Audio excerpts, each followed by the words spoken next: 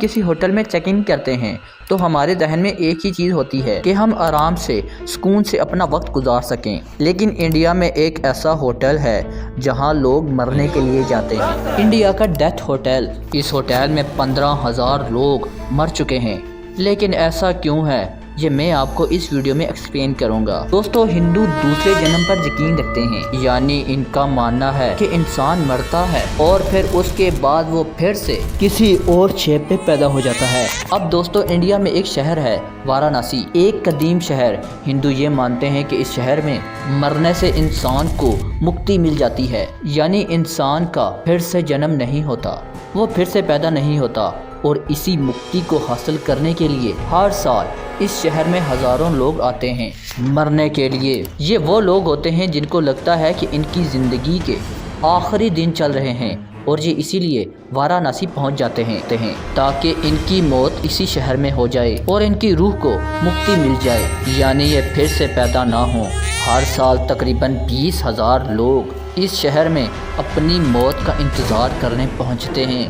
دوستو، یہ ایک انوکھا منظر ہوتا ہے جب سورج ڈھل جاتا ہے تو گنگا ندی کے کنارے ہر جگہ لوگ ریچولز وغیرہ پرفارم کر رہے ہوتے ہیں۔ گنگا ندی کے کنارے کشتیاں چل رہی ہوتی ہیں اور لوگ اپنے پیاروں کو آگ دے رہے ہوتے ہیں۔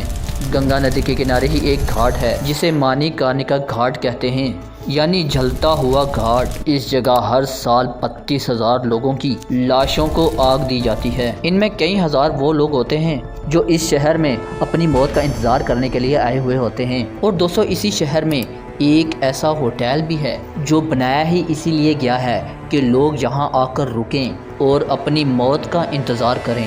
یہ وہ لوگ ہوتے ہیں جو شدید بیمار ہوتے ہیں، یا پھر ان کی ایج اتنی ہوتی ہے کہ ان کو لگتا ہے کہ ان کی موت اسی ہوٹل میں ہو جائے گی۔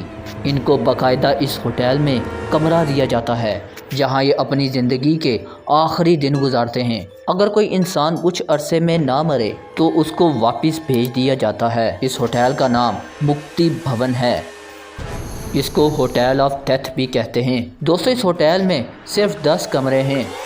یہاں جو بھی انسان مرنے کے لیے آتا ہے اس کو زیادہ سے زیادہ 15 دن دیے جاتے ہیں۔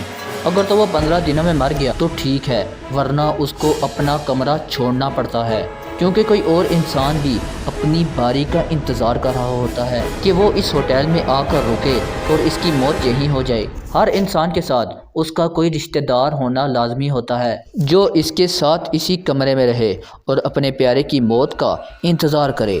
یہ لوگ اپنا کھانا وغیرہ بھی اسی ہوٹل میں خود بناتے ہیں۔ اس ہوٹل کا سٹاف ان لوگوں کی ہیلتھ کو مانیٹر کر رہا ہوتا ہے، چیک کر رہا ہوتا ہے کہ ان کی موت میں کتنا وقت ہے۔ ایک اور بات ہے کہ یہ ہوٹل چیریٹی پر ہی چلتا ہے۔ جو لوگ یہاں مرنے آتے ہیں ان سے ہر دن کے صرف 20 روپے لیے جاتے ہیں۔ دوستو، یہ ہوٹل 1958 میں تعمیر ہوا تھا۔ اس کو ایک فیملی نے تعمیر کروایا تھا جسے دالمیا فیملی کہتے ہیں۔ اب تک اس ہوٹل میں 15,000 لوگ مر چکے ہیں، وہ لوگ جو خود چل کر جہاں آئے تھے اور اسی ہوٹل میں اپنی موت کا انتظار کر رہے تھے۔